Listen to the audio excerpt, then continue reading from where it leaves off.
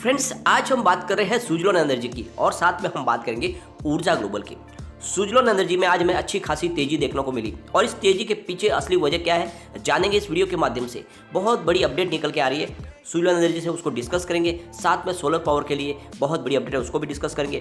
क्या आने वाले समय में सुजलोन एनर्जी में हमें बड़ी तेजी देखने को मिल सकती है। साथ में फ्रेंड्स ऊर्जा ग्लोबल को भी डिस्कस करेंगे और यहाँ पे इस सेक्टर में क्या प्रचुर संभावना है, क्या वाकई में जो हमने टारगेट सेट किया है वो आने वाला है या फिर यहाँ पे हमें निकल जाना चाहिए। बहुत सारे लोग हैं जो कहते हैं कि सुजलोन एनर्जी का कोई भविष्य नहीं है, तो उनको सुजलोन एनर्जी की परफॉर्मेंस को देखना चाहिए। तो आज हम इनके परफॉर्मेंस को भी देखेंगे, सुजलोन एनर्जी के क्या इसने अचीवमेंट किया और कैसे इसकी परफॉर्मेंस है, क्या आगे जाके सुजलोन एनर्जी वाकई में कमाल कर सकता है। तो सारी बातों को जानेंगे इस वीडियो के माध्यम से। और जिस तरह से सरकार का पूरा सहयोग मिल रहा है ग्रीन एनर्जी के सेक्टर को, यह सेक्टर यहाँ पे रुकने वाला नहीं है। तो यहाँ पे एक बड़ी अचीवमेंट है और क्या है वो अचीवमेंट, उसको भी डिस्कस करेंगे और आने वाले समय में क्या संभावना बन सकती है, सारी बातों को जानेंगे इस वीडियो के माध्यम से। लेकिन फ्रेंड, उससे पहले अगर आप पहली बार हमारे चैनल पे आए तो चैनल को सब्सक्राइब कर दीजिए, एक बेल आइकन दबा दीजिए ताकि जब भी नया वीडियो बने पहला नोटिफिकेशन आपको मिले। वीडियो पसंद आए तो लाइक शेयर जरूर कीजिए। चलो फ्रेंड, वीडियो स्टार्ट करते हैं। फ्रेंड्स, ये तो आपको मानना ही पड़ेगा कि सुजलोन एनर्जी वाकई में मजबूत है, इसीलिए स्टॉक नीचे जाके भी फिर से ऊपर की तरफ आता है और बहुत ज़्यादा इसमें वैल्यूबल बाइंग हो रही है। यहाँ पे बड़े फंड हाउस की काफ़ी अच्छी खरीदारी हो रही है और इसका आप आंकड़े देखोगे तो आप खुद मान जाओगे कि वाकई में यहाँ पे म्यूचुअल फंड भी बहुत अच्छी खरीदारी कर रहे हैं। पहले इसके कारोबार को एक बार डिस्कस करेंगे।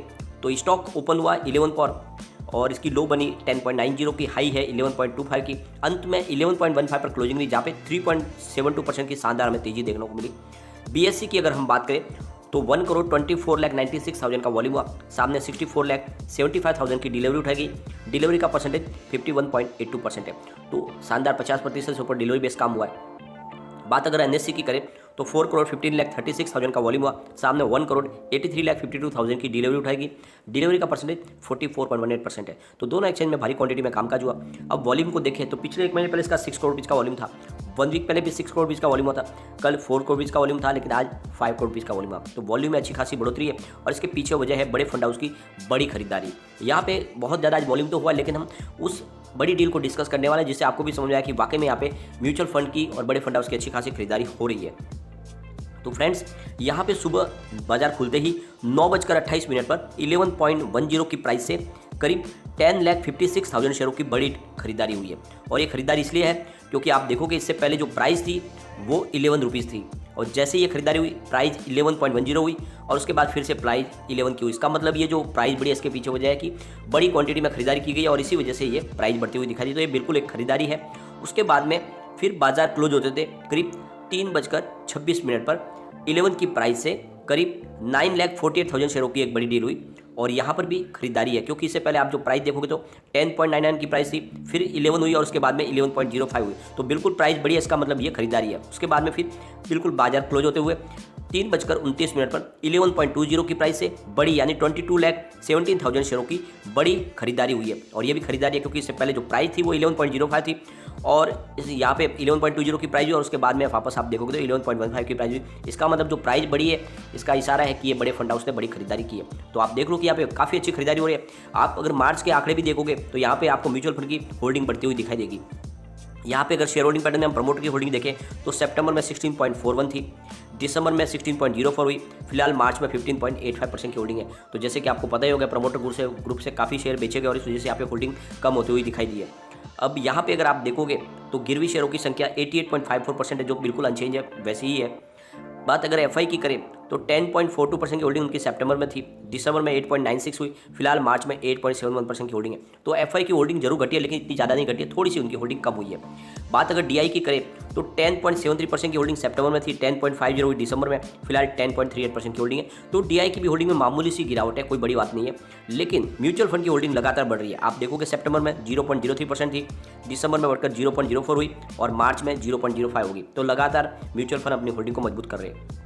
बात अदर्स की करें तो 62.44% की होल्डिंग सितंबर में थी, 65.50 हुई दिसंबर में, फिलहाल 65.06% की होल्डिंग जनरल पब्लिक के पास है।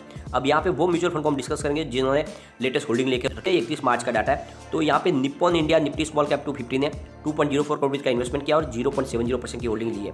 Motilal Oswal Nifty small cap 250 ने 1.96 करोड़ रुपये का इन्वेस्टमेंट करके 0.71% की होल्डिंग ली है। उसके बाद में ICICI Pru small cap index ने 0.32 करोड़ रुपये का इन्वेस्टमेंट किया, 0.71% की होल्डिंग ली है। फिर मोतीलाल ओसवाल निफ्टी 500 फंड है, 0.15 करोड़ का इन्वेस्टमेंट करके 0.05% की होल्डिंग ली है। ICICI Pru S&P BSE 500 ETF ने 0.03 करोड़ का इन्वेस्टमेंट किया और 0.04% की होल्डिंग ली है। तो आप देखोगे कि बड़े बड़े म्यूचुअल फंड ने काफ़ी अच्छी होल्डिंग ली है। और ये आपको ध्यान रखना है, अगर किसी पेनी स्टॉक में म्यूचुअल फंड की अच्छी खासी होल्डिंग है तो उस पेनी स्टॉक को आपको मजबूत समझना ही चाहिए, क्योंकि म्यूचुअल फंड कभी भी ऐसे अरे गहरे स्टॉक में कभी दाव नहीं लगाते जहाँ पे उनका निवेश डूबे। तो अगर बड़े म्यूचुअल फंड जहाँ पे आप देखोगे तो मोतीलाल ओसवाल, ICICI बैंक, ये बड़े म्यूचुअल फंड है जिन्होंने अगर अपना निवेश बनाया हुआ तो ये वाकई में स्टॉक में दम है और ये स्टॉक आगे जाके कमाल कर सकता है। अगर हम इसके रिटर्न को देखें तो पिछले 5 साल के हिसाब से 43% का निगेटिव रिटर्न है, 3 ईयर के हिसाब से 56% का पॉजिटिव रिटर्न है, 1 ईयर के हिसाब से 143% का पॉजिटिव रिटर्न है, 3 मंथ के हिसाब से 4.72% की गिरावट है, 1 मंथ के हिसाब से 15.63% का पॉजिटिव रिटर्न है, 1 डे के हिसाब से 3.26% का पॉजिटिव रिटर्न है। तो आप देखोगे कि पिछले 3 महीने के हिसाब से आपको 4% की गिरावट देखने को मिलेगी। ओवरऑल इसका प्रदर्शन बहुत अच्छा है। अब इनके Q3 के रिजल्ट को देखें तो बहुत ही शानदार आंकड़े निकल कर आए। आप देखोगे तो सुजलन एनर्जी 1995 में बनी हुई बहुत ही पुरानी विंड टर्बाइन निर्माण करने वाली कंपनी है।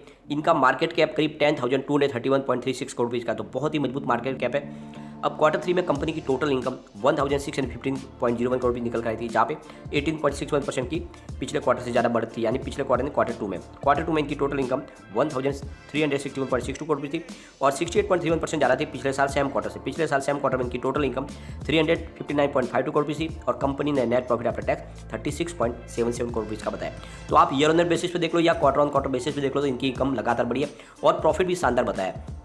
अब यहाँ पे एक बहुत बड़ी अपडेट निकल के आ रही है, जैसे कि विंड पावर में अभी भी उतनी प्रचुर संभावना नहीं बन पा रही है। उसके पीछे सबसे बड़ी वजह है कि ट्रेडिशनल तरीके से ही विंड फार्म का जो है निर्माण किया जाता है और इसीलिए कहा जा रहा है कि इसमें डिजिटलाइजेशन की जरूरत है, यानी एक लेटेस्ट टेक्नोलॉजी लाने जरूरी है विंड फार्म के अंदर। विंड टर्बाइन के निर्माण में जब तक लेटेस्ट एडवांस टेक्नोलॉजी का इस्तेमाल नहीं होगा तब तक इस क्षेत्र में और संभावना नहीं बन पाएगी। इसके पीछे वजह यह है कि कॉस्ट बढ़ जाती है और इसीलिए ज़रूरी है कि लेटेस्ट टेक्नोलॉजी का इस्तेमाल किया जाए ताकि इस क्षेत्र में और आगे संभावना बने।